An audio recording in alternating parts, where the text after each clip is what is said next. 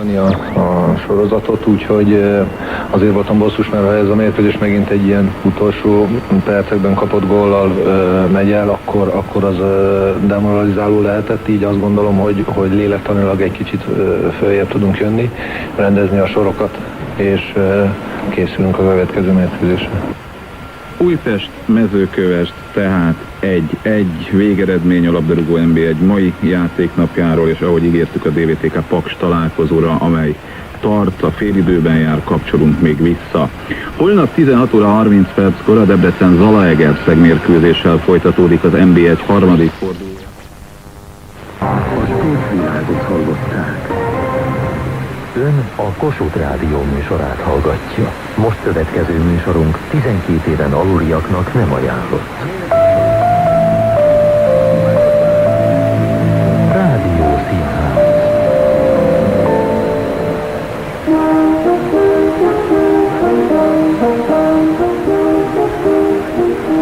Széchenyi Zsigmond, ahogy elkezdődött. Egy magyar vadász hitvallása, 9. rész.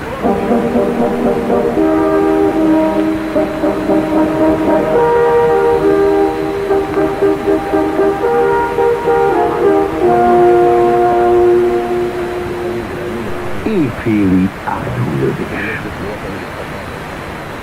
A telet átvészeltük, újra kizöldült a világ, s ha viplázás átok súlya rám nem nehezedne, kifogástalan lehetne az élet. Mert a kert csak úgy dönti az orgona meg a jászbűnszagot.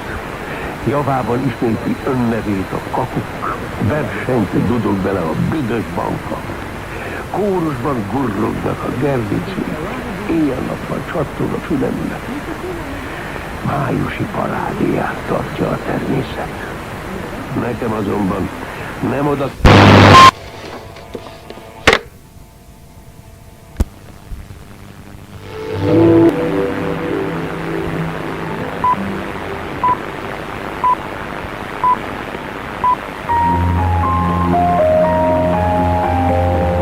Krónika. A Kossuth Rádió hírműsora. 22 óra, jó estét kívánok, a mikrofonnál Citus Éva, főhíreink először röviden. Házfalnak hajtott egy furgonnal egy embercsempész Mórahalmon, 21 migráns szállított, többen megsérültek.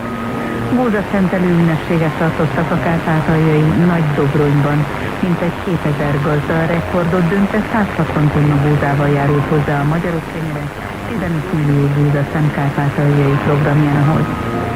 Megkezdődött a 25. Szent István napi nemzetközi kisebbségi néptánc találkozó Kolozsvárot, Erdély legnagyobb nemzetközi tánckavalkádja még 4 napig tart. Holnap is országszerte napos idő várható, délután egy-egy záporzivatar, csak északnyugaton alakulhat ki, napközben 27 és 32 fok között alakul a hőmérséklet. Következnek a részletek. Egy családi ház előtt robbant fel 2 gránát a gazdasági hajdújáráson. Egyelőre nem tudni ki és miért robbantott, de az ott élők arra gyanakodnak, hogy migránsok vagy embercsempészek lehettek az elkövetők. A helyszínen maradt egy harmadik, fel nem robbant